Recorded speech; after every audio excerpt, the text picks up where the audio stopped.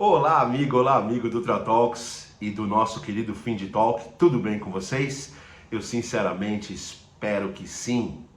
Hoje uma quinta-feira com cara de sexta, dado esse nosso maravilhoso feriadão prolongado da Proclamação da República, vamos conversar sobre as notícias que impactaram nossos mercados ao longo dessa semana, principalmente naquelas em que eu consiga dar os meus 20 centavos de colaboração, encontrando nesse novo formato sempre aquele caminho do meio, aquele fio condutor que embala os momentos noticiosos, não é mesmo?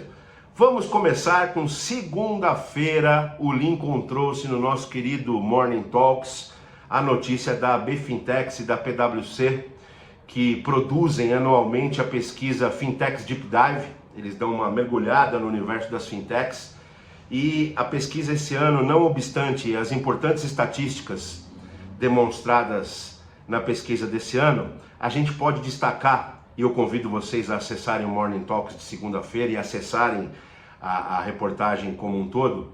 Tem lá o link do próprio site da PwC, da Price, apresentando os resultados da pesquisa, mas eu consegui destacar três importantes movimentos que a pesquisa, nas suas diversas estatísticas, apresentou.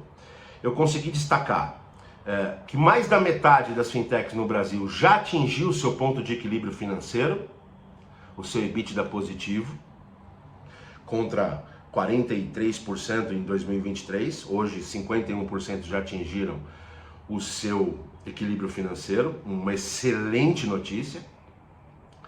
2/3 delas, 64% delas, estão migrando para o B2B ou para o B2B2C.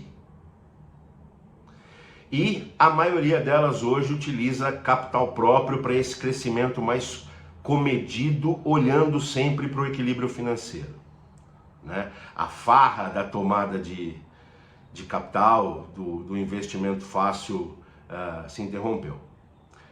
Obviamente, são três movimentos que se intercalam, que conversam entre si e são reativos. Eles são reativos a essa, eu não vou chamar de escassez, mas essa redução do fluxo de investimento que aconteceu após 2021. Antes disso tinha aquela farra do capital fácil, né? Hoje o capital está mais difícil.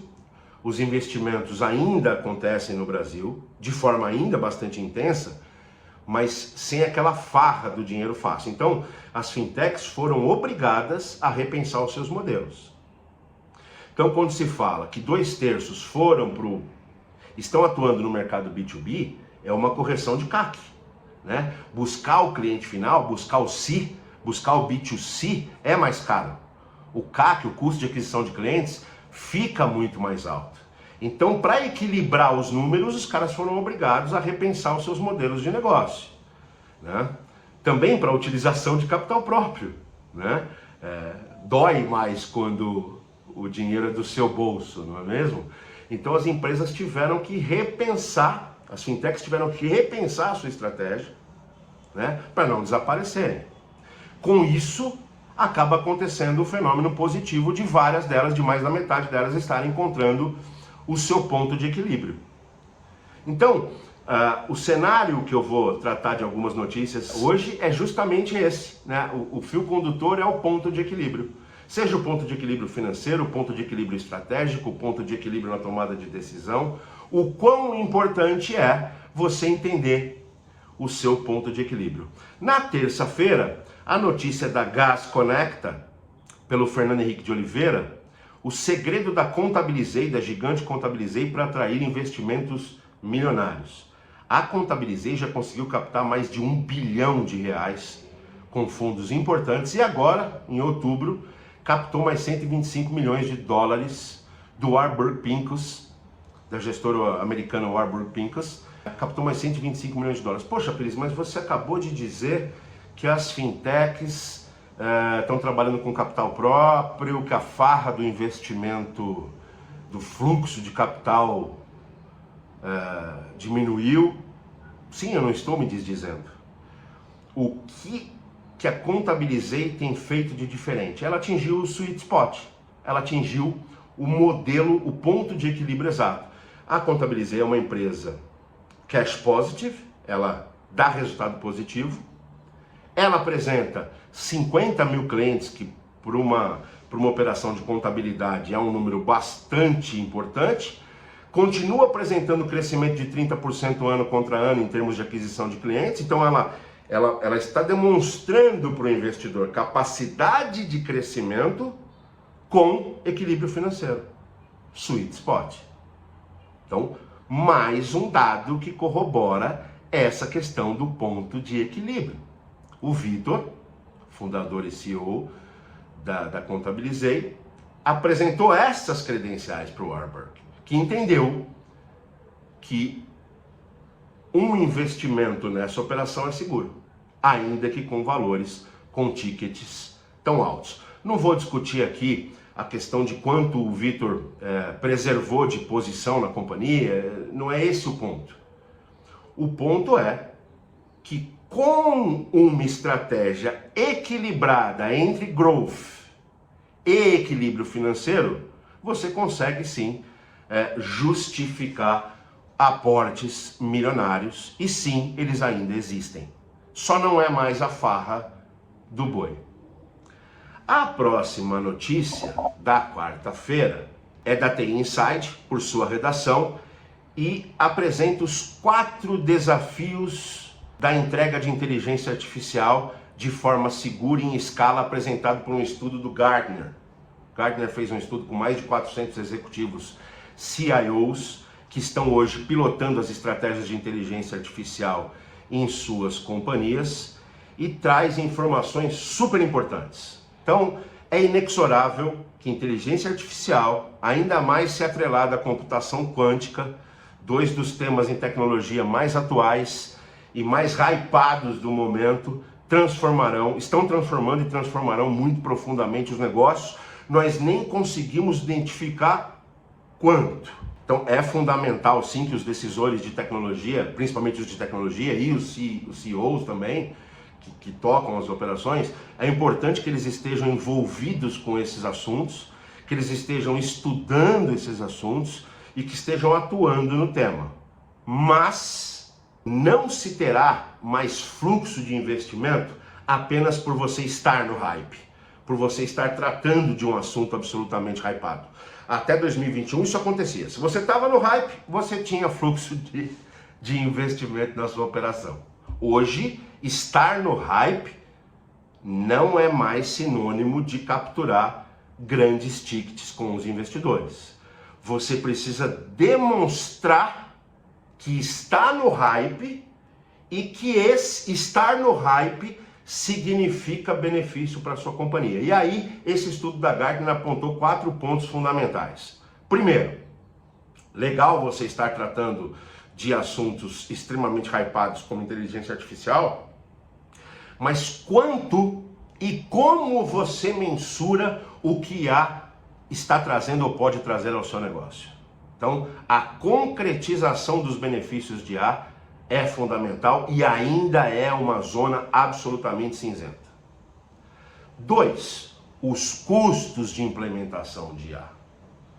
Você pode fazer desde um chatbot baratinho para conversar melhor com o seu cliente, até infraestruturas de inteligência artificial super complexas que demandarão investimentos gigantescos.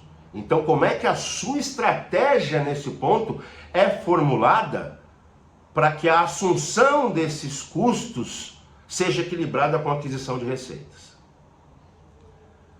Depois você tem, com a adoção de IA nos diversos níveis de uma companhia, nas diversas áreas de uma companhia, você tem produção de dados em diversas áreas da companhia que não estão mais sob o controle do cara de TI.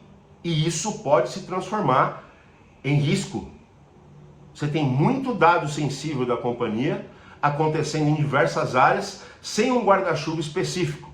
Então a governança de dados gerados pela IA é um negócio que você tem que pensar de forma muito intensa e muito clara e desde o começo. Nós já falamos aqui sobre vários desafios que a IA tem colocado, sobre grandes cientistas de inteligência artificial preocupados com questões de ética, preocupados com questões de insegurança de dados. Isso é muito importante. E por fim, o quarto ponto de atenção que o Gartner depreende desse estudo profundo que foi feito são os resultados comportamentais nos times da companhia com relação à adoção intensa de inteligência artificial. Afinal de contas, os níveis de curiosidade das pessoas, de self-empowerment, de self-knowledge das pessoas são diferentes.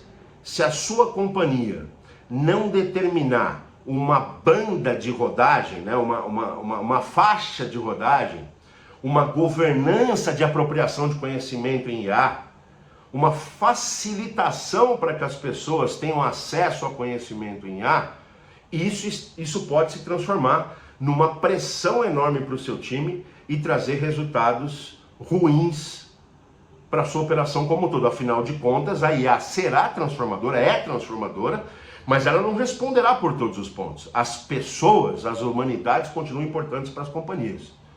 Então é preciso entender o quanto que a adoção de IA, de um jeito indiscriminado, pode proporcionar pressões absurdas no seu time e trazer com isso instabilidade no seu time, que também é muito importante, não só a máquina, não só o algoritmo, não só a inteligência artificial. Então esses 4 pontos, eles são fundamentais para que você desenhe uma estratégia de adoção de IA.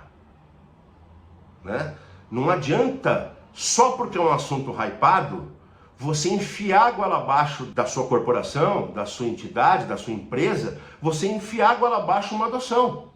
Você precisa discutir, você precisa ampliar a discussão e você precisa pensar estrategicamente em todos os pontos que envolvem essa adoção. Afinal de contas, por mais transformacional que ela possa ser, ela é uma tecnologia, ela é meio. Tem uma discussão se IA não é a primeira tecnologia que se aproxima de fim. Eu acho que não. E mesmo que as soluções sejam tão brilhantes que se aproximem de fim, é fundamental que as empresas a entendam como meio e construam uma estratégia dela como meio. É o ponto de equilíbrio da estratégia, o que liga com as outras notícias. E por fim, a notícia de hoje do Morning Talks é a mais bombástica. A Procuradoria-Geral da República, através do seu Procurador-Geral Paulo Gonet, pede a interrupção das bets e da publicidade indiscriminada das bets ao STF. O Paulo Gonet entregou ao Barroso do STF um pedido de liminar que visa interromper a atuação das bets no Brasil e visa interromper a publicidade indiscriminada delas. Trata-se, a notícia veio pelo Neofeed, o Neofeed deu essa exclusiva lá em outubro, agora trouxe de novo os desdobramentos, através do Carlos Sambrana, importante portal Neofeed. O MPF entrou com esse pedido de liminar junto ao STF. Trata-se do mais duro ataque ao negócio de bets no Brasil até agora, o mais estruturado e o mais duro.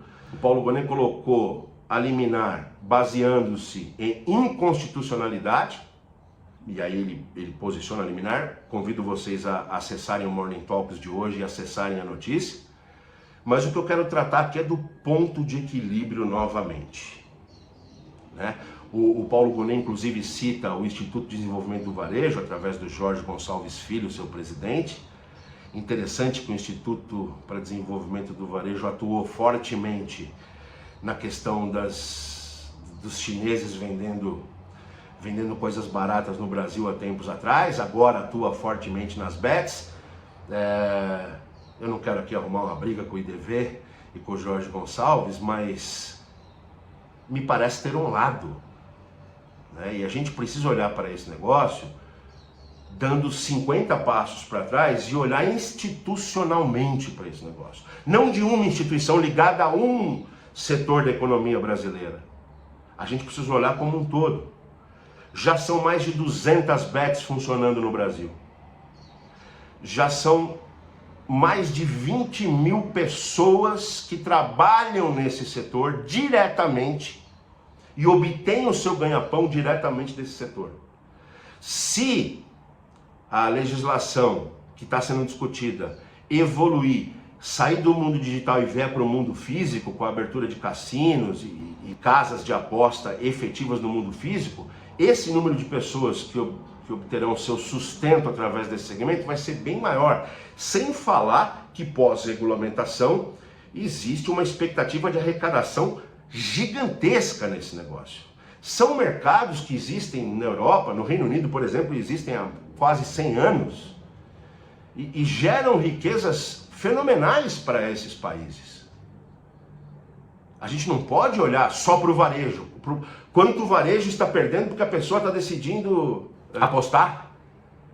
Eu não estou dizendo que, dado o analfabetismo funcional instalado no país, com o baixo acesso à cultura e educação no país, eu não estou dizendo que isso não pode se tornar uma questão de saúde pública.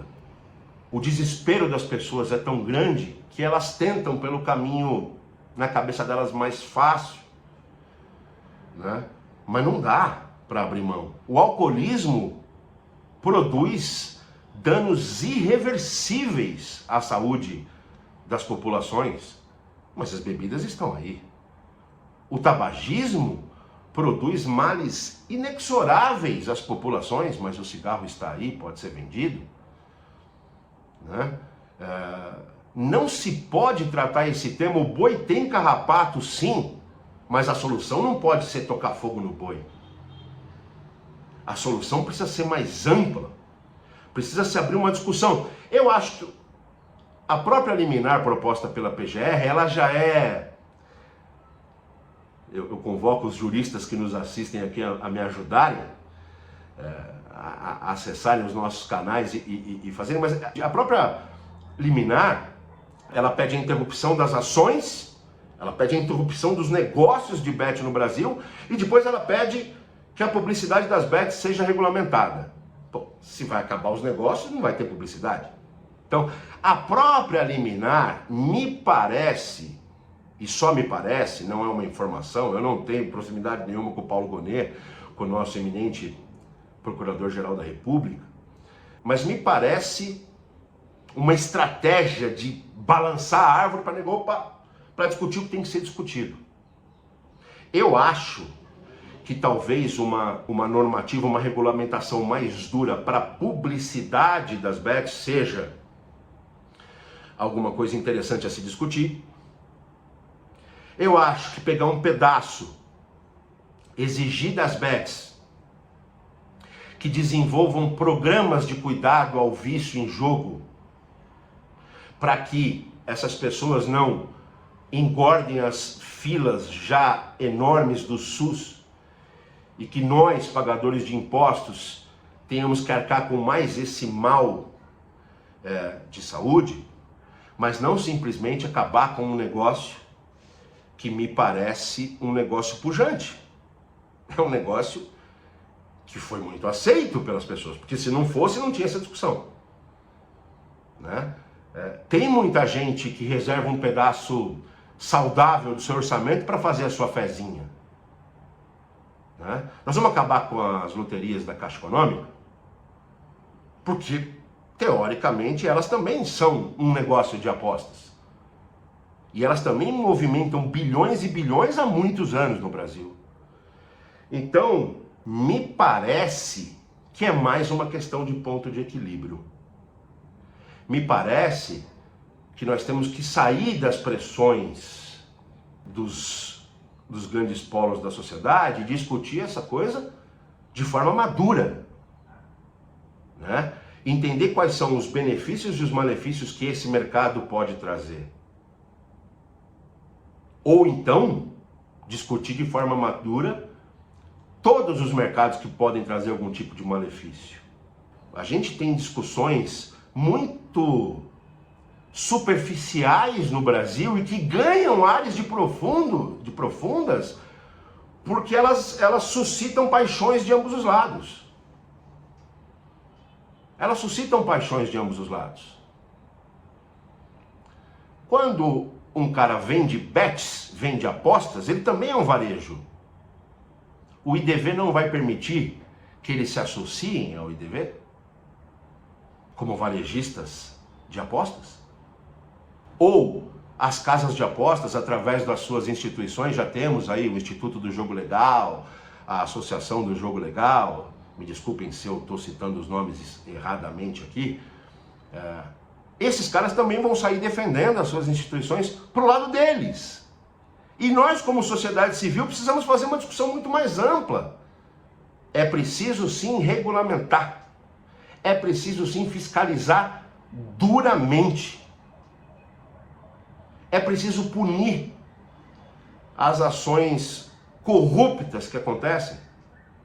Se um jogador de futebol aceita tomar um cartão amarelo porque ele fez apostas, ele precisa ser severamente punido na sua esfera profissional. Tem que ter previsão legal para isso, né? Tem que ter arrecadação, a arrecadação precisa acontecer aqui no país, porque se param as bets aqui, o adicto, o viciado, ele vai dar um jeito de jogar lá fora. Ele vai dar um jeito de desviar dinheiro de sua família, lá para fora. Ele vai colocar mais dinheiro na cachaça, mais dinheiro no cigarro, mais dinheiro nas drogas ilícitas, ou mais dinheiro nas apostas lá de fora, sem nenhum controle, sem nenhum benefício para o Brasil. Então, por incrível que pareça, a notícia mais bombástica também trata, gente, de reflexão e ponto de equilíbrio.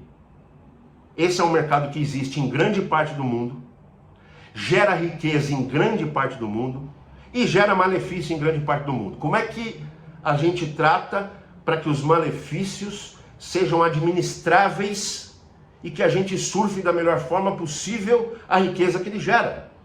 É assim que se trata dessas questões. Afinal de contas, quando alguém investe em derivativos, tem uma aposta inserida aí, mas tem uma roupagem diferenciada. Então, quando eu vejo os bancos que vendem derivativos dizendo que o mercado de apostas ele está causando um impacto, e os seus derivativos? Que também promovem perdas gigantescas, ganhos e perdas. Então, o meu ponto aqui, o fio condutor de hoje é, gente, nós precisamos parar no nosso país de discutir as coisas pelos dois pontos mais distantes, pelo antagonismo de dois pontos, pela dualidade. A gente precisa discutir as coisas com profundidade.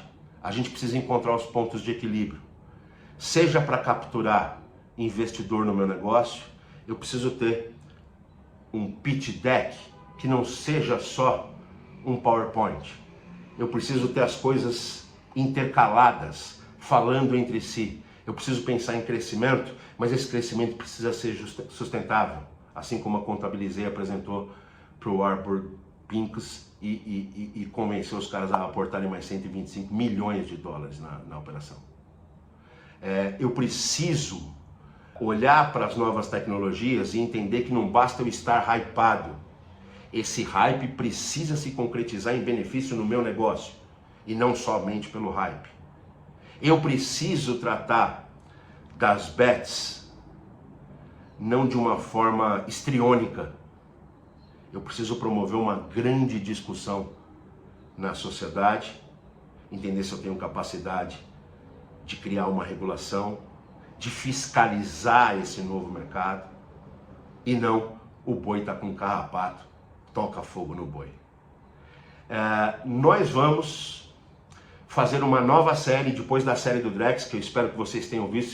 Se não viram, acesse aqui o canal do YouTube, Ultra Talks, e vejam a série em 3 capítulos do Drex, que foi bastante interessante. Nós vamos lançar uma série sobre as bets no mês de dezembro. Nós faremos em 4 capítulos uma série sobre as bets para tentar de forma humilde cooperar com essa discussão que precisa ser mais ampla do que proíbe ou libera. As coisas entre um e outro, existe um universo de possibilidades que precisam ser tratadas com mais responsabilidade. Eu não tenho as datas, mas em dezembro, fiquem ligados aqui no Fim de Talk, faremos uma série de 4 capítulos sobre a história das bets, sobre a regulação das bets, sobre essa nova iniciativa da PGR de solicitar que a atividade das bets seja interrompida no Brasil, sobre o que se ganha, o que se perde. A gente vai mergulhar mais fundo nesse cenário e tentar de forma muito humilde colaborar com essa discussão mais ampla. E uma outra novidade, a gente terá convidados nesses episódios, pessoas profundamente envolvidas na questão, para dar a oportunidade que eles coloquem aqui a sua versão, aquilo que eles defendem, por que eles defendem, de forma a ajudar a amalgamar uma discussão muito mais ampla e muito mais responsável. Não percam, sigam a gente por aqui, um excelente feriado, um excelente final de semana prolongado e um beijo.